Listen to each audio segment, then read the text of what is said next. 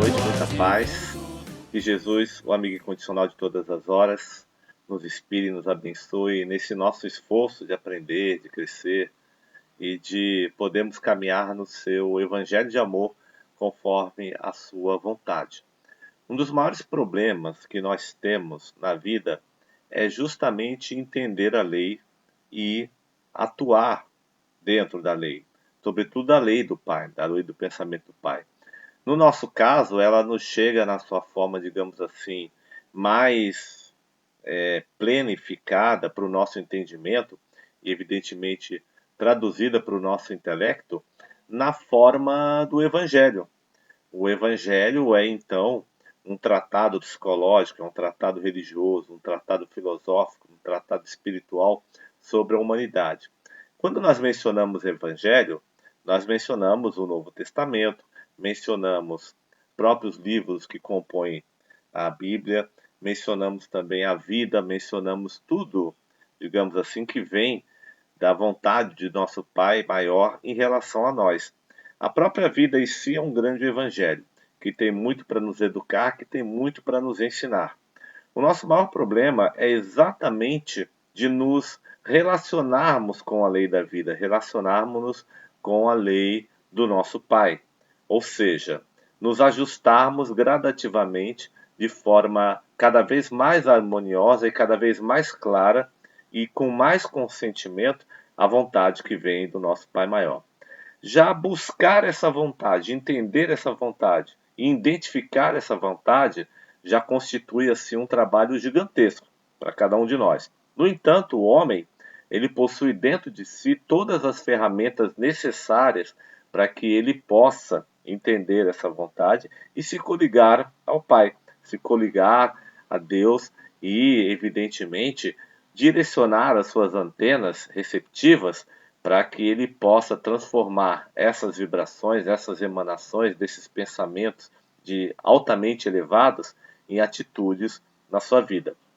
Nosso maior problema é então entender o fenômeno da lei, participar desse fenômeno de forma consciente e, mais ainda, fazer com que o nosso interior, o nosso ser, enquanto estrutura de ser, vibre no padrão dessa lei.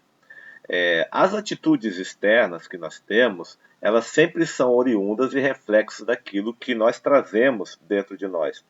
Mas é um problema muito sério. A gente vem há milhares de anos aprendendo a repetir. Ou seja, nossas experiências, elas são baseadas naquilo que nós passamos na vida e daí nós tomamos decisões, daí nós avaliamos as coisas, etc e tal, como também nós repetimos conceitos que vêm de fora. E, no entanto, existe uma outra tarefa que é extremamente importante, que é a de nós aprendermos a utilizar o processo da intuição, o processo do ensinamento, do aprendizado por meio da ligação direta com o nosso Pai Maior, direta com a nossa centelha divina, com o nosso Cristo interno.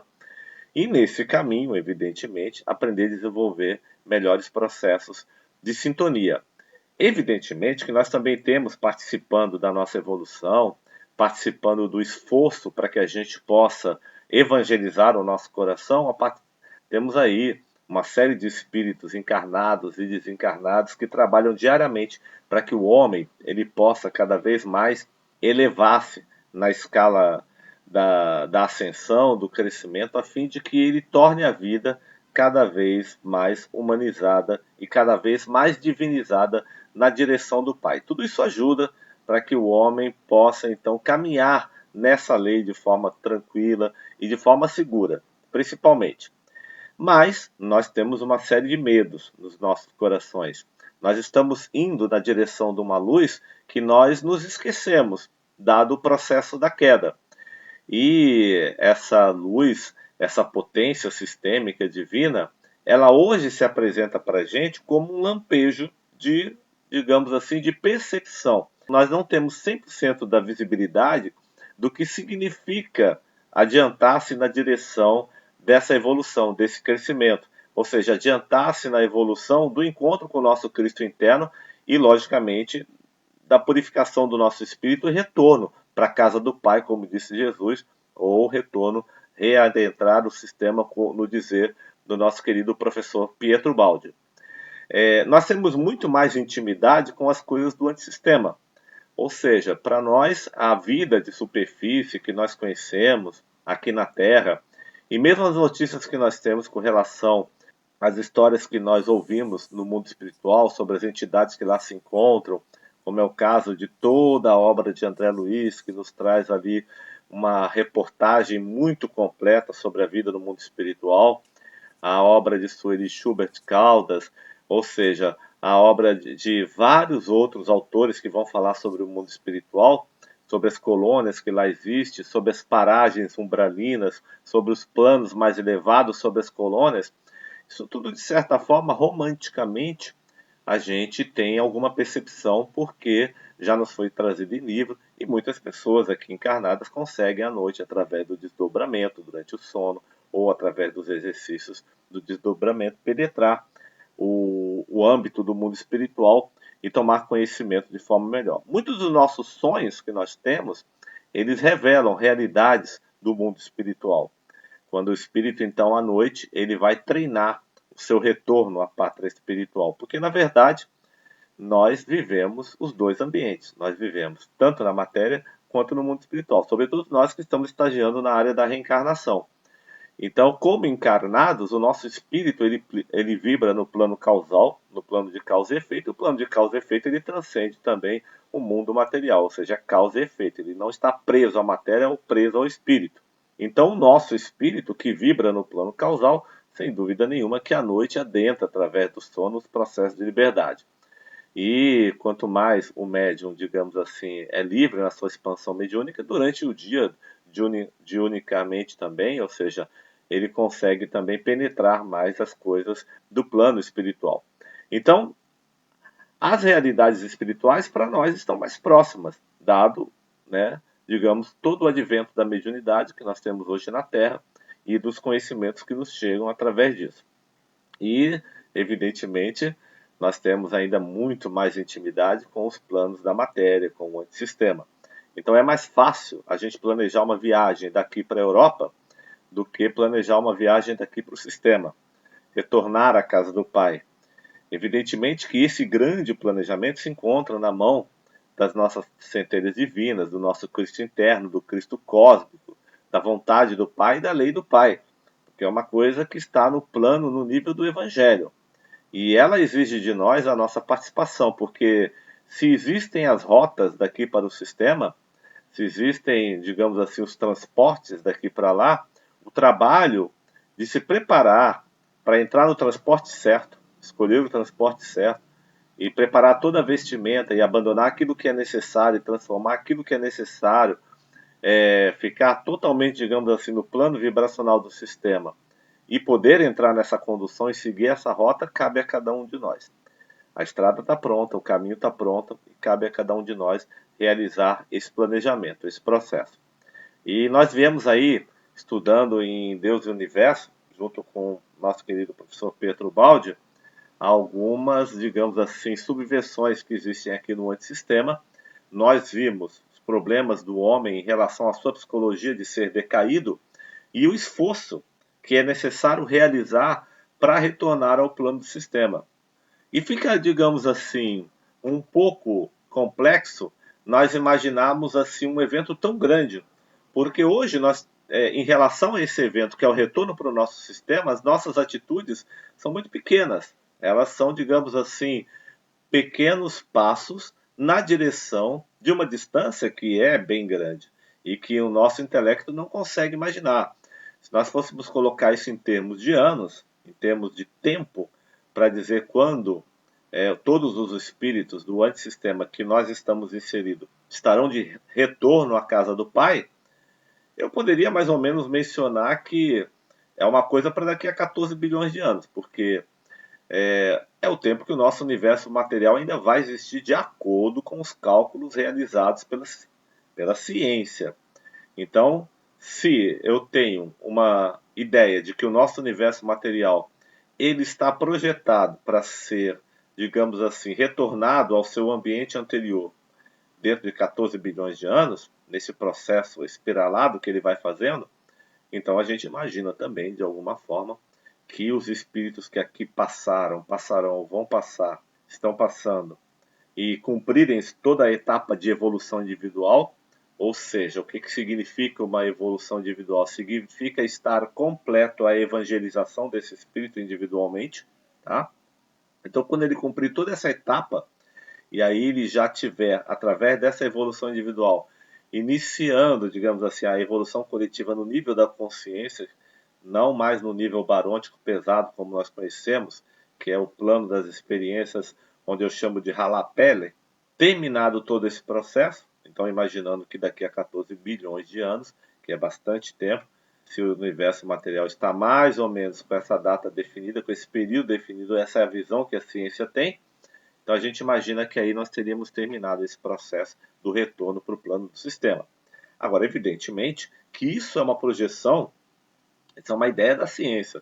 Pode ser que o universo se expanda e ele ganhe mais tempo, pode ser que ele se reprima e ele fique com menos tempo. Tudo vai depender da evolução dos espíritos. Tudo vai depender do nosso esforço. O universo vai se comportar em função da lei do Pai para nos auxiliar a retornar à casa do Pai, e isso tudo em função do esforço que nós realizamos para fazer esse retorno. Mas o retorno à casa do Pai, a decisão de voltar para a casa do Pai, é uma decisão pessoal de cada um. É natural que muitos espíritos consigam retornar antes. Mas, por enquanto, nos cabe, neste momento, pensar em aproveitar a nossa etapa do ciclo da reencarnação no plano material no qual nós nos encontramos. É o que nos cabe neste momento. Neste momento é aproveitá-la bem. Neste momento é estudá-la bem. Neste momento é entender bem a nossa personalidade, porque ela, na verdade, constitui o nosso feixe de luz, constitui o nosso ser.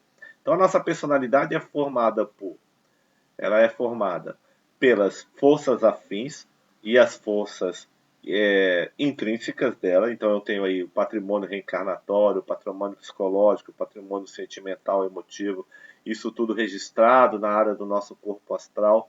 Isso tudo faz parte do nosso patrimônio. Nós temos também as forças afins que estão, digamos assim, próximas a nós, se eu fosse colocar de forma geográfica ou de forma vibratória. Essas forças afins, elas não são estranhas, elas fazem parte do nosso ser. Todo o escopo no qual eu me encontro, ele é uma projeção das crenças do meu ser, da fé do meu ser, do pensamento que está no subconsciente do meu ser.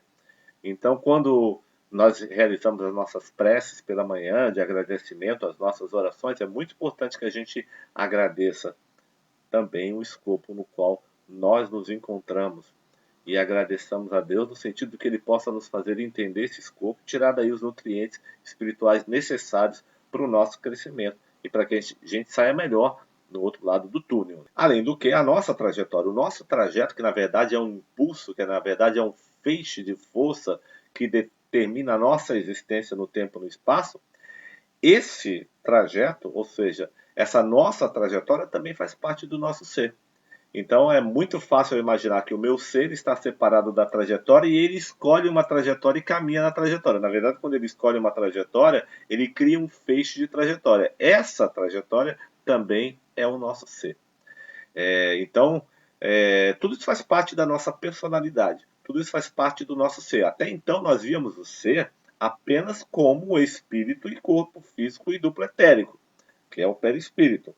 E que ele caminhava no plano causal como se ele fosse isolado desse campo causal. Hoje não. Hoje nós sabemos, graças à metafísica, nós já entendemos claramente, e os estudos avançados na área da espiritualidade e metafísica também, que o ser ele está na própria trajetória que ele cria, a própria trajetória que ele cria, embora ela esteja coligada a outras trajetórias afins, também faz parte do ser.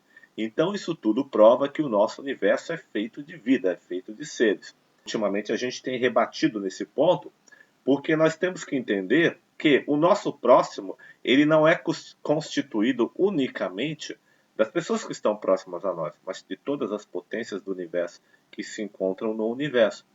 Então, a matéria, em toda a sua manifestação, ela também é o nosso próximo. Os seres que se encontram próximos a nós, longe a nós, e toda a humanidade é o nosso próximo. Então, quando se fala próximo, a gente pensa geograficamente na pessoa que está próxima a gente, mas na verdade é bem mais abrangente.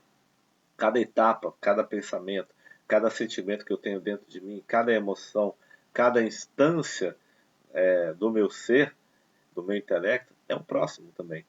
Então, próximo, na verdade, é uma interligação muito mais profunda do que a gente possa imaginar. Então, nos vem a doutrina espírita nos dizer que é importante, imprescindível, intransferível a necessidade de realizarmos a nossa reforma íntima. A colocação da reforma íntima foi justamente porque o ser precisa se conhecer e se conhecer com a verdade, ou seja, não basta apenas se conhecer, não basta apenas saber como é, não basta apenas decorar como o ser reage perante a vida e como ele pensa perante a vida. É necessário, como diz o Balde, um trabalho de intervenção utilizando o Evangelho, porque o Evangelho é a lei de Deus. E qual é o trabalho de intervenção? O trabalho é justamente ajustar o ser, todos os seus códigos íntimos de sentimento, de pensamento, de emoção, à lei do Pai. Esse ajuste, ele é, digamos assim, uma das coisas mais maravilhosas que a gente pode fazer. Então nós podemos começar realizando esse trabalho fazendo perguntas a nós mesmos. Por que sob determinadas condições eu reajo de determinada forma? E ao invés de nós apenas apontarmos os fatos exteriores como gatilhos que determinam as nossas reações dentro de nós, e essas reações, evidentemente, depois elas acabam resvalando para o nosso exterior, ou seja, acabamos jogando no mundo as nossas reações, sejam elas boas ou ruins. Mas o que acontece dentro do meio? Quais são os códigos? Qual é a gênese que, digamos assim, desperta faz com que determinados gatilhos despertem determinados sentimentos?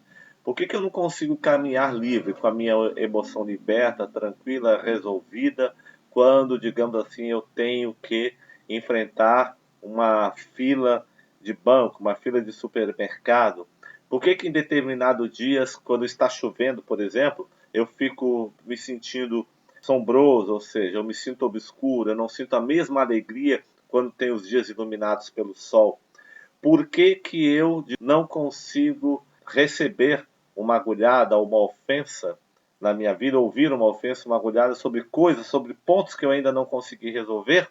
E por que esses pontos me perturbam tanto quando eu passo por dificuldades de ter, digamos assim, as minhas falhas, os meus problemas íntimos expostos através da observação e as constatações que as pessoas fazem, ou quando eu mesmo constato? São perguntas interessantes a fazer. É um verdadeiro laboratório que nós podemos construir. Mas esse laboratório ele não pode mais funcionar como de um cobrador, inquisidor. A Inquisição não funcionou. Então nós não podemos ser inquisidores religiosos que estamos aqui para nos punir. A reflexão não é um processo de autopunição, ela é um processo de autoesclarecimento, ela é um processo de autoconhecimento, ela é um processo de automodificação. Se ela se tornar um processo de inquisição, nem sempre o inquisidor está interessado na nossa melhora. A maioria dos inquisidores querem apenas ter prazer com o ser que não consegue melhorar. Então, muitas vezes, o processo de inquisição é mais uma forma disfarçada de fazer com que o ser não melhore. Isso não pode ser associado à reforma íntima, de forma alguma. No entanto, então, a boa nova, para quem já entendeu isso, é fazer a reforma íntima. A boa nova é a reforma estendida do ser, em todos os sentidos, em toda a sua força. Nós estamos lá na página 71, Deus e o Universo, e nós continuamos analisando confirmações em nosso mundo com relação às dificuldades psicológicas da queda. E aí vai dizer assim o nosso querido professor Baldi. Isso significa tendência a aumentar as qualidades, sejam quais foram elas. Então veja bem, o professor Baldi ele disse o quê? Que existe uma energia no universo, existe principalmente no antissistema, uma atração que leva alguns seres a se sentirem cada vez mais confortáveis no ambiente do antissistema.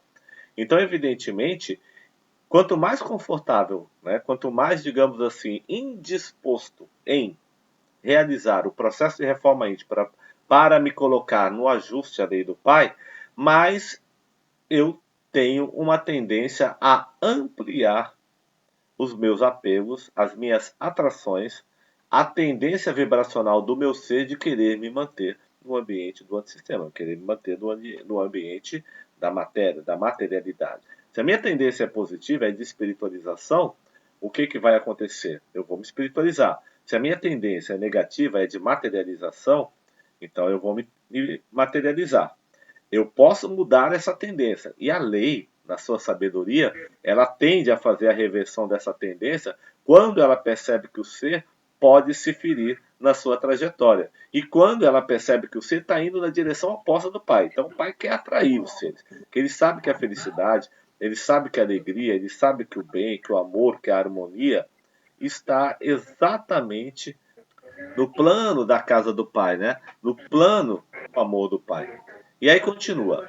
Tendência assim a resolver o dualismo da existência, quer para o bem envolvendo a Deus, quer para o mal, onde o ser se anula longe de Deus. O que significa se anular longe de Deus? Bom, claro que evidentemente, se vibratoriamente eu me afasto da lei, eu me coloco contra a lei do Pai. Se vibratoriamente eu me afasto de um plano feliz de felicidade da casa do Pai, e eu fico com tendência a ir cada vez mais para o fundo do materialismo, sem dúvida nenhuma eu vou me anulando. E por que eu vou me anulando? Eu vou me anulando porque aquelas qualidades divinas que realizam a força maior do ser, que é o estado de felicidade e de alegria plena, que está sempre mais no lado positivo, me afastando evidentemente dessas coisas que são a minha potência maior, eu vou me anulando no sentido de potências cada vez menores, que são o oposto dessas coisas. Como é o caso do egoísmo, da negatividade, do mal acalentado no coração, dos maus pensamentos, das atividades unicamente preocupadas em trazer prazer individual. Tudo isso é uma forma de anular no ser a sua proximidade com Deus. Então ele anula suas próprias potências. Não é que ele se anula em relação a Deus, ele anula suas próprias potências, ele deixa de percebê-las. Então nós temos aí, na dualidade, nós temos o quê? Duas forças duais atraindo o ser. Ele escolhe aquele que ela quer. E essas forças, como nós já mencionamos, elas existem exteriormente e interiormente.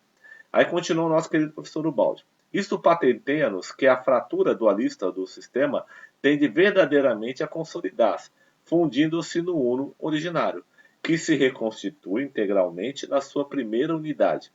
É verdade que o sistema fracionou-se, mas no seu seio permanece a imanência da causa primeira, que o gerou, o qual representa um impulso permanentemente ativo na sua reconstituição integral. Bom, então, indo de trás para frente, nesse parágrafo, diz assim o professor Petrobaldi: o sistema ele é baseado e ele tem como força máxima a causa primeira dele, que é o pensamento de Deus. Então, evidentemente, mesmo que tenha havido a escolha de alguns espíritos de sair do sistema e adentrar criando o plano do antissistema, como é o nosso caso, e fizemos parte dessa coletividade, a tendência de antissistema e de sistema é se fundirem novamente. O sistema tende a fazer com que o antissistema se depure e todo esse antissistema depurado então possa voltar ao plano do sistema. Isso o professor Ubaldi explica muito bem lá na equação da grande substância, em que ele mostra os dois movimentos dessa grande equação da substância. A primeira foi do espírito que, rebaixando as suas vibrações, cai no plano vibratório, no plano energético. E rebaixando ainda mais a sua vibração, cai no plano da matéria. São, na verdade, a mesma constituição, a mesma coisa, apenas em formas diferentes. A matéria em si, ela nada mais é do que a energia condensada na sua forma mais pesada, ou na sua forma mais barônica, como coloca o nosso querido professor Ubaldi. Já a energia, ela é a matéria já numa forma menos condensada, já na forma da energia, mas num estado diferente. E o espírito é a energia na forma menos condensada ainda, mais rarefeita, mais imperceptível. De um plano para o outro, de um estado da grande substância para o outro, fica cada vez mais difícil um estado perceber o outro. Então é mais fácil a substância na forma material perceber a energia do que a substância na forma material dá-se conta do espírito. E a gente vê isso mesmo nos processos da mediunidade. As dificuldades que se tem, né, no exercício do desenvolvimento da mediunidade. Então, o sistema e essa fratura que existe entre antissistema e sistema, ela vai ser totalmente dirimida. Ela vai se fundir no uno originário. Então, todas as forças antagônicas à positividade do sistema, elas não têm outro caminho, outro retorno, a não ser aceitar o plano de retornar ao sistema. Só que Deus não vai fazer isso de uma forma absurda, de uma forma violenta. Não, pelo contrário. Ele vai aplicar a sua atração natural, porque o que ele quer é que o ser se convença de que isso é o melhor para ele. E não que ele volte apenas porque Deus mandou. Não, mas que se convença. Se convença de que esse é o melhor caminho. Porque obedecer de forma autômata é a mesma coisa que eu continuar a obedecer contra a minha própria vontade, apenas porque eu percebi uma vantagem que nem sempre, digamos assim, eu a quero por amor, mas apenas por vantagem de comodidade ou de ter uma vida melhor no futuro, mas não com sentimento pleno da vontade, do entendimento, do autoconvencimento e da percepção que a felicidade plena existe sim, sempre quando nós estamos na vontade do Pai. Então, o sistema é baseado nas 3 grandes leis do amor. E fora dessa lei, não pode funcionar. Então, a harmonia está nesse plano extremamente elevado. Se fosse uma coisa, qualquer coisa diferente dessa, eu teria então a imposição, eu teria então o interesse mesquinho, o interesse antissistêmico, eu teria o egoísmo, eu teria uma série de coisas, mas não, tem que estar bem elaborada a coisa tem que ser bem harmônica, não pode ser algo assim de um rei que manda o subalterno fazer na marra. A coisa não funciona, e nem por interesse, nem por astúcias. Ou seja, essa relação entre o homem e pai, o homem e Deus, o homem e o seu pai, tem que ser verdadeira em todos os sentidos. Ela não pode ser uma relação extrema no sentido de que existe um mando onde não haja o entendimento profundo e a participação profunda, consentida, harmônica, sem nenhum tipo de atrito. Até chegar lá, nós vamos ter alguns atritos. Vamos ter que aprender bastante com a lei de progresso e evolução. Continuamos. É assim que tudo, inclusive as forças negativas, são compelidas pelo sistema a cooperar na reconstrução positiva. Qual maior prova do que esta da apenas aparente corrupção do sistema e da sua substancial integridade permanente? Então, o professor Baldi está agora dando uma visão muito metafísica mesmo com relação ao sistema. Primeiro, que o sistema ele é incorruptível, ele não pode ser corruptível. E ele vai trabalhar para a reconstrução positiva. Ele vai trabalhar para que as forças negativas se tornem positivas. O fato dele não ser corruptível, o fato dele não estar sujeito a nenhum tipo de astúcia, ou seja, tudo que acontece no sistema tem que ter uma realidade plena, sempre na direção do bem, sempre na direção da positivismo, sempre na direção do amor. Não pode funcionar de forma sinistrogira. Então, esse sistema que não admite falhas em si, ele também não admite falhas fora de si. Só que não existe nada fora do sistema, né? O próprio antissistema, ele na verdade, ele está interpenetrado pelo próprio sistema, que é quem dirige o antissistema. Então, o sistema, a lei do pai, dirige o antissistema. Então, esse antissistema ele vai trabalhar continuamente. O antissistema é uma permissão elástica para que os seres possam, através da experimentação, se convencerem de que é o melhor para nós é sermos felizes. E sistema é sinônimo de felicidade plena. Mas felicidade plena não é algo que se consegue nos planos barônicos do tempo e do espaço. Por quê? Porque no tempo e no espaço eu estou sujeito a modificações, a mudanças no vir a ser, que nos colocam em contato com transformações que podem ora decepcionar, que podem ora nos alegrar. Então vamos dar um exemplo da reencarnação. Eu reencarno numa família, eu passo a gostar dessa família, e aí depois eu vou ter que desencarnar. Então vai um, vai outro irmão, vai outro depois, etc e tal. O corpo físico dele não vai se manter eternamente ao meu lado. Aí eu posso achar que isso é injusto, posso culpar Deus, mas era tão jovem, eu era tão velho, não importa. A gente começa com uma série de conjecturações em torno disso. Então eu vejo por aí que, no âmbito da matéria, eu não vou encontrar a felicidade plena. Eu não vou encontrar, digamos assim, o objetivo final da vida. Ela não tem nem elementos para isso. Ela tem elementos educacionais. Vamos entender isso. Ela tem elementos para educar o espírito, para tornar o espírito humano. Porque ela tem uma série de limites, pesos, vicissitudes e experimentações, vicissitudes, que vão colocar o espírito na linha do aprendizado. Mas ela em si não tem solução definitiva.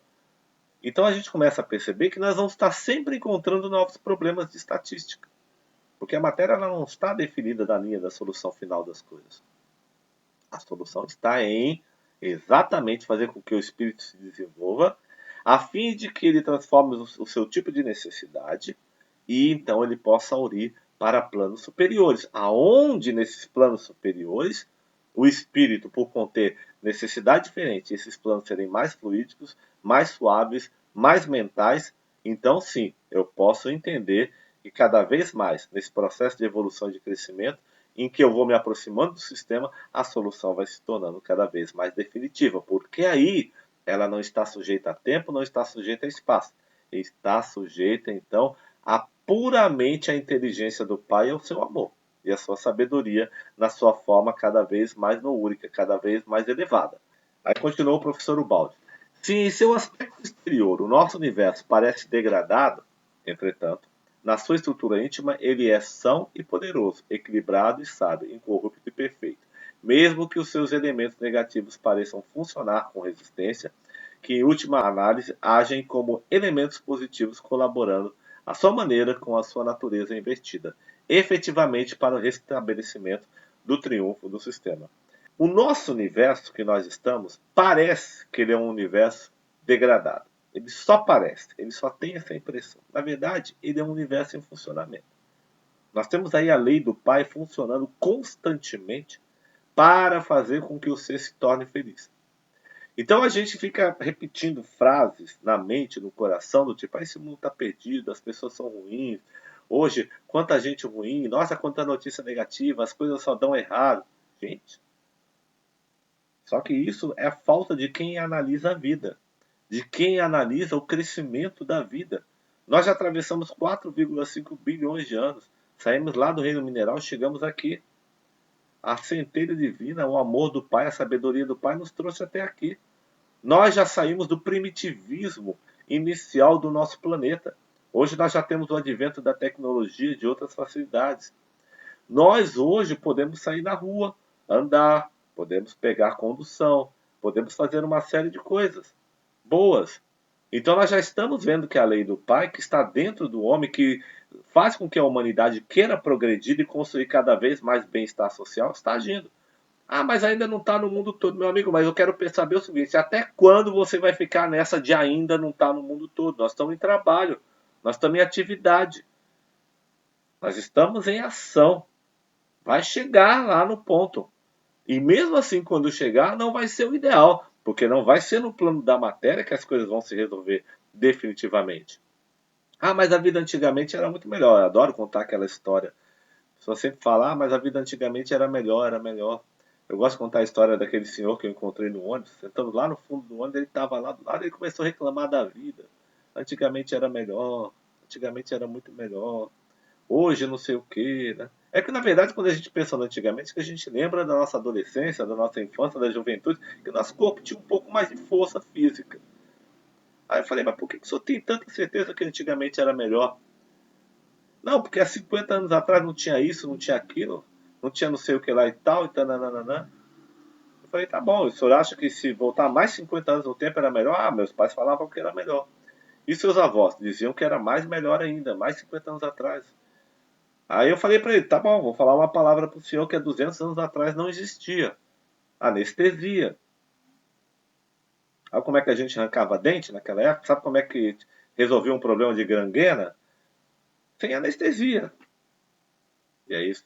né? Então a pessoa acha que é melhor, então ela vai voltando de 50 em 50 anos, de 100 em 100 anos no passado, vai regredindo, achando que é melhor, até voltar para a caverna, lá na época das cavernas.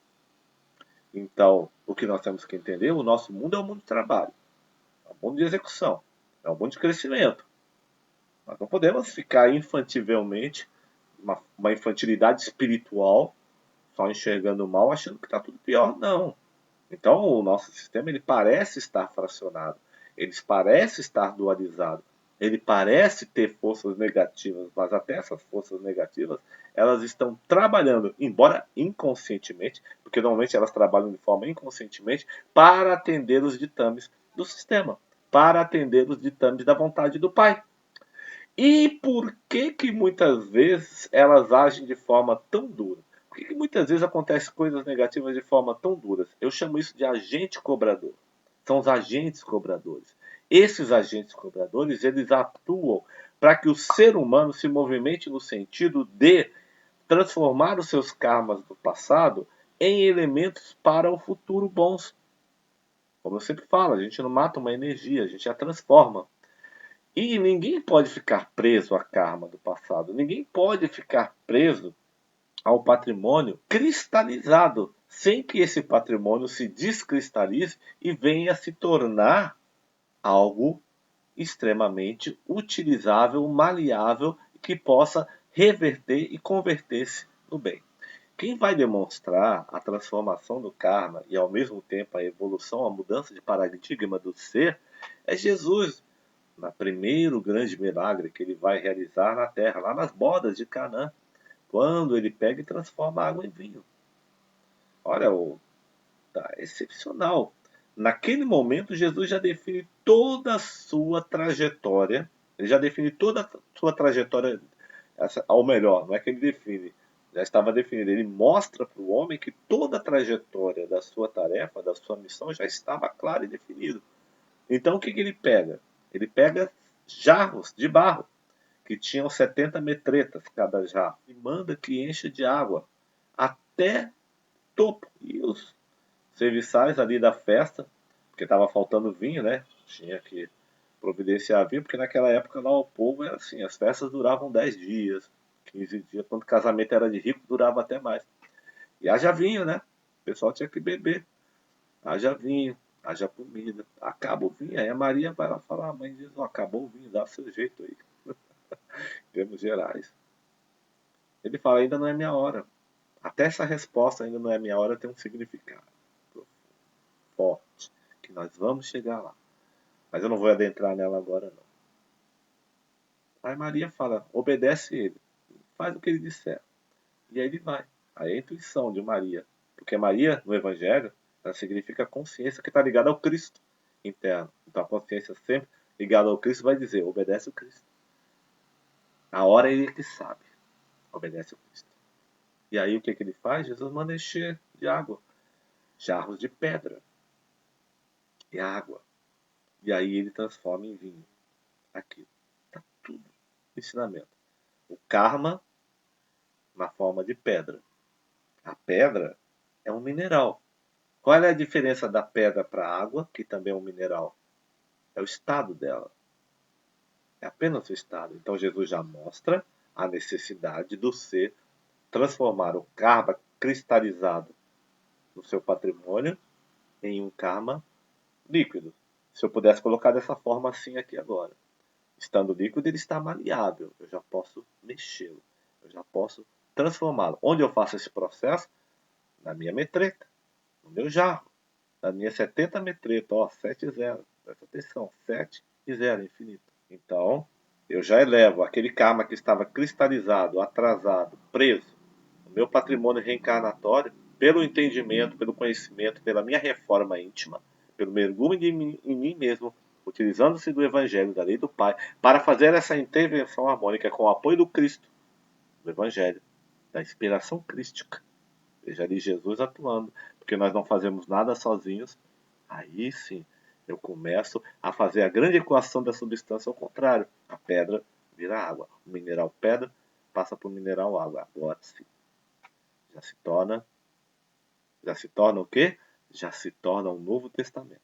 Aí eu tenho o Velho Testamento petrificado, quase não aplicado, difícil de ser aplicado, agora em água, aplicado, maleável, para lavar o espírito, para lavar a alma, para lavar a gente, para tomar banho mesmo. É igual Pedro quando Jesus vai lavar o pé dele. Então, Senhor, me lava da cabeça aos pés. E é isso, me lava da cabeça aos pés. E aí, uma vez que eu consigo transformar o Velho Testamento em Novo Testamento, aplicado, maleável, com todas as suas complexidades em mim, aí eu estou sim transformando o karma do passado em dharma para o futuro. E realizando esse processo de reforma íntima dentro de mim, aí Jesus, o meu Cristo interno, faz a transformação. Aí agora é do meu Cristo interno. Agora é a hora do amplexo. Agora é a hora da sabedoria máxima. Vem e transforma a água em vinho. Ou seja, transforma a água do Novo Testamento em substância profunda, em sabedoria profunda, em conhecimento profundo, em vida profunda. E aí eu tenho vinho. Como é que vai finalizar as bodas de Caná? Vai finalizar assim. Alguém pega um pouco desse vinho, porque Jesus fala, agora leva lá pro dono da festa. Antigamente o presidente da festa ficava sentado. Qualquer vinho que ia ser servido, ele tinha que dar um golinho na jarra para ver se o vinho era bom.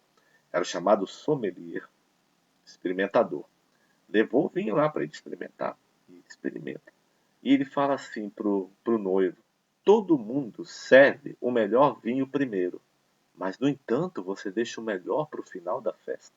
Ele fica impressionado. O que é o chefe da mesa? É o intelecto. Então, quando o intelecto experimenta aquele vinho transubstanciado pelo Cristo, ou seja, já todo o ensinamento transformado em verdade, transformado em realidade no ser, pela sua reforma, o intelecto se impressiona. Ele não entende de onde vem aquele vinho, de onde vem aquilo. E aí eu tenho a religião agora, que estava lá no Velho Testamento, chegou no Novo Testamento na forma de água, e agora foi transubstanciada na força crística. Olha que coisa bela. E normalmente, nessa questão de se dar sempre o melhor vinho primeiro e depois começar a dar os vinhos ruins depois, que é aquela história de festa, né? Você faz festa. Começa com Skol, cerveja Skol, né? Aquela coisa toda. Vai chegando no final da festa, o que você faz? Aí você já começa a servir aquelas cervejinhas de qualidade um pouquinho menor. Aí eu, quando a visita bebe a cerveja, fala assim, já está na hora de ir embora?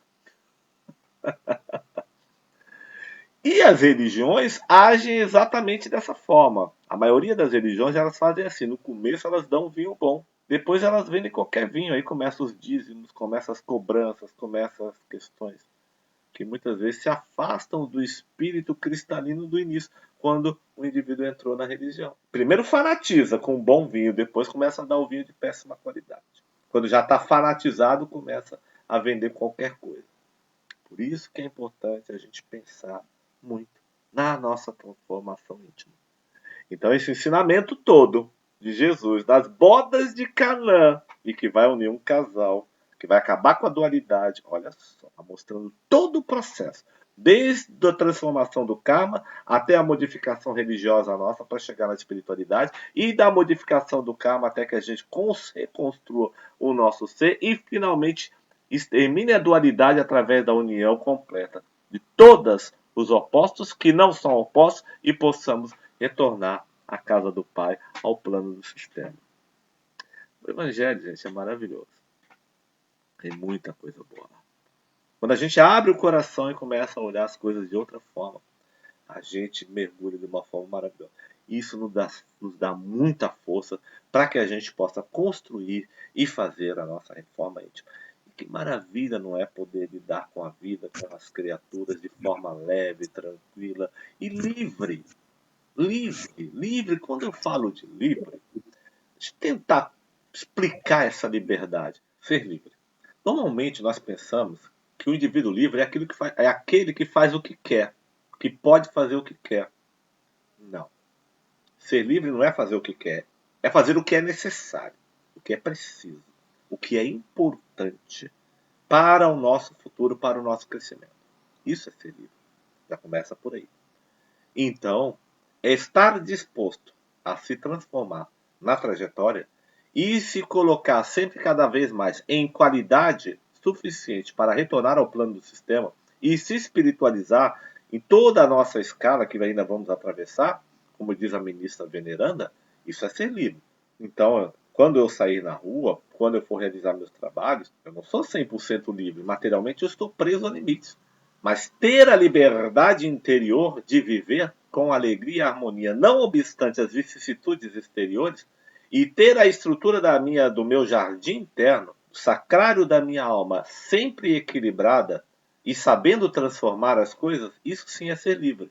Então, caminhar livre não significa fazer o que quer. Não significa nem sempre que as coisas aconteçam exatamente como eu quero, mas saber que a vibração do meu ser está nitidamente baseada e equilibrada na força do meu Cristo interno. Isso sim.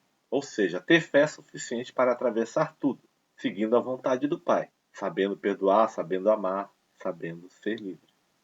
Então, nós podemos fazer alguns exercícios muito legais nesse sentido. Alguns exercícios para fortalecer o nosso ser, fortalecer o nosso equilíbrio, fortalecer a nossa vida. Esses exercícios sempre ligados às questões emotivas. Eu gosto muito de falar nas questões emotivas, porque a emoção, ela é algo que está, digamos assim, diretamente atuando no nosso corpo astral. E a sede da nossa emoção fica no corpo astral, como outras coisas também ficam no nosso corpo astral. E normalmente a emoção, quando ela se complica, ela pode nos ligar a processos kármicos ou despertar outros processos não muito bons. Então nós precisamos aprender a lidar com ela. Então, o que o nosso ser emana depende da vontade do nosso espírito. Quando o nosso espírito não tem vontade nenhuma sobre o nosso ser, não acreditamos nela, esquecemos dela, o nosso ser vira um repeteco do mundo. Ele vira, digamos assim, algo que está de acordo com os obsessores querem. E ele não avança. Então, ele precisa fazer com que a vontade seja soberana. Quanto tempo você consegue, por exemplo, fazer com que uma ofensa dure dentro do seu coração? Quanto tempo essa ofensa vai te prejudicar? Quanto tempo essa ofensa vai fazer você nutrir elementos para criar aversão em relação a quem te ofendeu? Então, o que eu posso fazer para parar isso? Não deixar com que esse fermento dos fariseus cresça dentro de mim e não mergulhe no meu subconsciente de forma desequilibrada, desamparada. Quanto tempo eu preciso para parar de sentir raiva? Eu preciso de uma vida toda? Eu preciso ficar magoado durante anos? Perseguir, me vingar da pessoa? É isso que eu preciso? Ou não? É uma questão de um estado, de uma vontade no meu espírito tremenda que muda tudo de repente na minha vibração. Como é que eu consigo fazer isso? Eu consigo virar a outra face? A face do amor, a face da verdade? E eu já entendi que virar essa face não significa virar a face para o outro, mas virar a face para si mesmo. Já pensou nisso? Já pensou que a trajetória dentro da gente, que esse caminho místico dentro da gente, oferece um campo de exercitação muito grande, muito importante? Mas o que eu tenho que fazer para me mostrar aqui fora que eu perdoei, que eu amo? Isso, meu amigo, é um reflexo natural da sua mudança interior. Se você estiver querendo buscar comportamentos exteriores para demonstrar para fora que você já modificou, é sinal de que você ainda não modificou dentro de você. Muda o seu interior e o seu comportamento vai se refletir da melhor forma lá fora. Eis a que função criadora está votado um erro que poderia se nos afigurar irreparável. A íntima e divina potência criadora não se extingue e tudo sabe criar de novo. Neste sentido, dizemos que em nosso universo a criação é contínua. Isto é, Deus, no seu aspecto imanente, está permanentemente em atividade na sua obra. A criação, no universo que nós nos encontramos, é a forma mais inteligente para fazer com que as coisas se transformem. Então a criação ela trabalha sempre no processo de transformar, de desvanecer os veículos, fazer com que eles se transformem e adquiram forma cada vez melhor no futuro. E essa criação era tão interessante que ela nem sempre usa as mesmas células, os mesmos átomos para criar a mesma forma no futuro mais evoluída, no tempo e no espaço. Ela é sábia. Então, o nosso sistema ele já está coordenado totalmente pela vontade divina e íntima do nosso Pai Maior. E evidentemente que para nós é muito mais vantagem nós entendemos essa vontade contínua do Pai e nos associarmos a ela, literalmente. Então, entender sempre, o universo é trabalho. Eu preciso aprender a experimentar esse universo. Eu preciso aprender a experimentar essa lei do Pai que está por aí. Ora, se você fosse um botânico, como é que você experimentaria a lei da vida? Como é que um botânico faz para experimentar a lei da vida? Ele semeia, ele testa. Então ele joga uma semente na terra, ele prepara a terra, ele escolhe a água, ele coloca a semente debaixo do sol, ele seleciona a semente. E aí ele vai jogar na lei. Quando ele usa esses elementos, quando ele manipula esses elementos, ele sabe que, utilizando esses elementos, ele vai fazer com que a lei vá agir.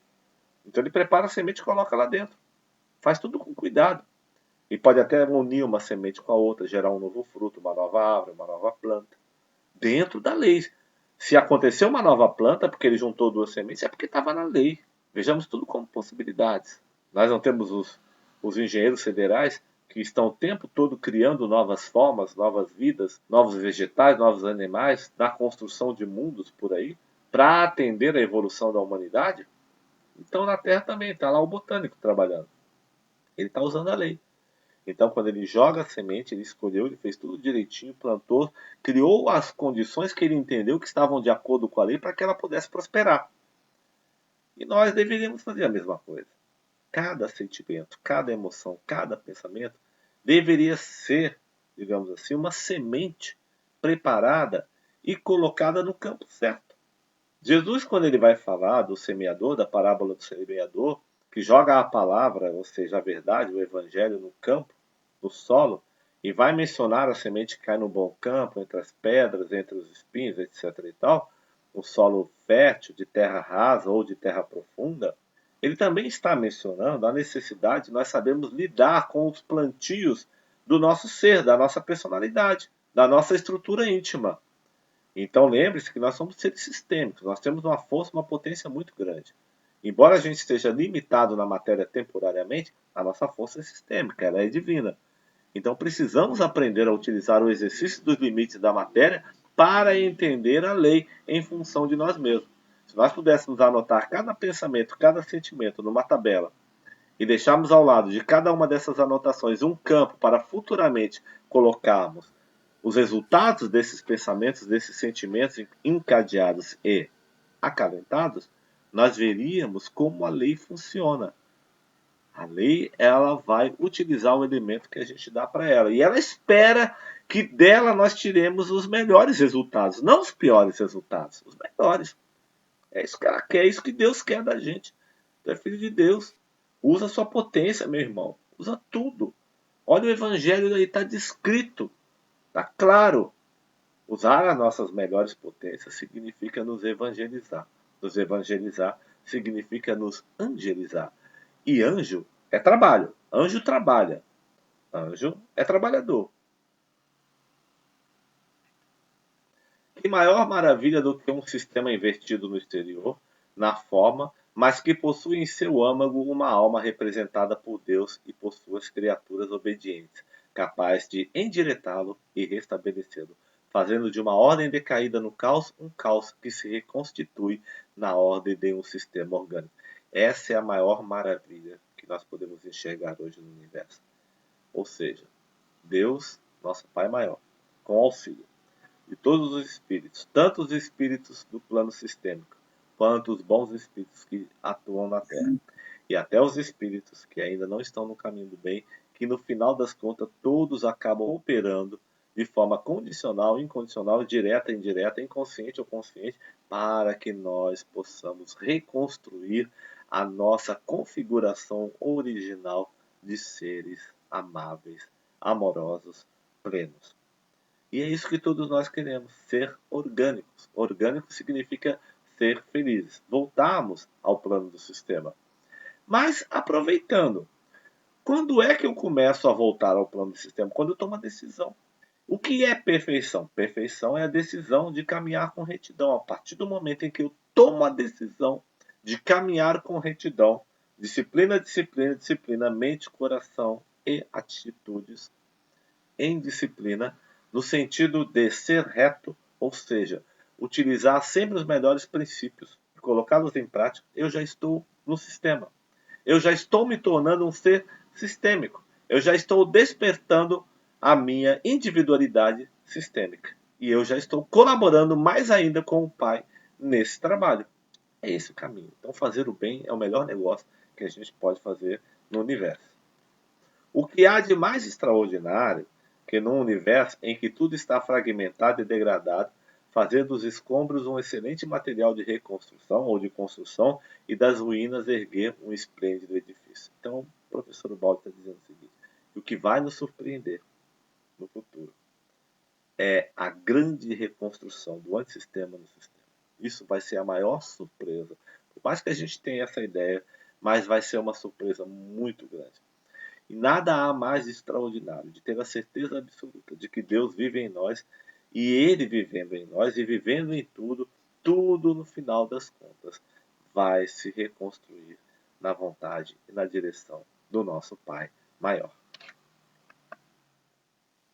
Pensando nessa força que existe, que quer o nosso bem e que busca fazer com que nós entendamos cada vez mais que a felicidade é a grande conquista do ser, nós sentimos uma vontade tremenda de querer despertar o nosso Cristo interno.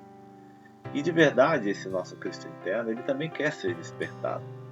Embora ele não durma, embora ele nunca pare de trabalhar, embora esteja sempre consciente com todas as suas potências, ele espera de nós. Somos, na verdade, a sua projeção, somos, na verdade, seus filhos, que somos, na verdade, em última instância, Ele mesmo, que nós possamos despertar no sentido de amorosamente construir um mundo melhor. O amor, a sabedoria, a bondade, certamente no futuro elas vão se converter nas nossas moedas, ou seja, os nossos recursos monetários, eles serão baseados numa matemática perfeitamente amorosa. E essa matemática só vai tornar o ser cada vez melhor, o ser cada vez mais feliz. Evidentemente que nós vamos atravessar todo o nosso processo de crescimento, de evolução, vamos atravessar muitas encarnações ainda, vamos conhecer outros mundos, vamos reencarnar em planos mais elevados, voltaremos provavelmente para algum mundo mais primitivo a fim de auxiliar aqueles que ficam na retaguarda, porque vai chegar uma hora que nós vamos pedir isso ao Pai para que possamos auxiliar, e sempre haverá aquele coração que vai contar com o nosso auxílio, com a nossa ajuda, e vai precisar de nós no sentido de auxiliá-los a crescer, assim como muitos corações que hoje e daqui para a eternidade vão estar sempre nos estendendo a mão, sempre nos abraçando, sempre torcendo por nós, sempre acreditando em nós. Então nós aprendendo quanto nós somos importantes para o nosso Pai Maior, nós precisamos abrir os nossos corações para receber do Cristo toda essa força que quer nos libertar, que quer nos fazer crescer, que quer fazer com que a gente aprenda a caminhar livre sobre os mares revoltos, caminhar tranquilo sobre os mares revoltos, entendendo que um mar revolto não significa nem sempre uma tragédia, não significa um descontrole, um descompasso, mas um processo de reorganização, de reconstrução, de filtragem, de transformação de elementos inferiores em elementos superiores. A partir de agora, nós olhamos a vida não mais como um desentendimento, uma dualidade, um ponto de negatividade, um mundo em que Deus nos abandonou, um mundo que Deus deixou. Não, pelo contrário, mas sim um mundo de construção, um mundo de trabalho, um mundo de plena atividade. Como dizem os indianos, o objetivo da vida é servir. O serviço, fazer o bem, esse é o objetivo, servir sempre. Quando nós servimos, nós conseguimos transformar o nosso próprio, transformar a nós mesmos. Servir significa fazer com que nós criemos condições para melhorar a vida em todos os sentidos. E a melhor forma de servir é sempre nos sintonizando com o nosso Pai Maior, é sempre sintonizando com as nossas boas energias, é sempre buscando o bom material que nós vamos utilizar para servir. E isso não pode ser conquistado se nós não nos transformarmos, se nós não fizermos a transformação da pedra para a água e da água para o vinho. Esse é o nosso esforço, esse é o nosso trabalho. Cristo mostra claramente o quanto nós temos por crescer, o quanto nós podemos crescer e o quanto Ele acredita em cada um de nós. E é por isso que Ele veio à Terra, para despertar no ser a vontade de segui-lo. E se Ele achasse que nós não tivéssemos capacidade para segui-lo, para realizar as mesmas obras que Ele, jamais teria vindo. Se tiveres fé, podereis fazer essa obra, aquela obra e muito mais do que as que eu lhe mostro hoje, as que eu faço hoje. E certamente nós faremos. Então, o que significa a fé? O que significa essa palavrinha com duas letras? O que significa agir na fé? A fé é um trabalho de que cada etapa que se encontra sobre a nossa responsabilidade, seja ela pequena ou grande, não importa, ela deve ser transformada através das nossas atitudes, das nossas atividades, num elemento benfeitor para somar com todos os demais elementos do universo em que nós vivemos. Deus espera isso de nós. Deus acredita em nós, Ele vive em nós, Ele está em nós e não vai nos perder. Nunca, jamais. Muita paz, que Jesus nos ampare, paz e fraternidade, paz e bem. E beijo no coração.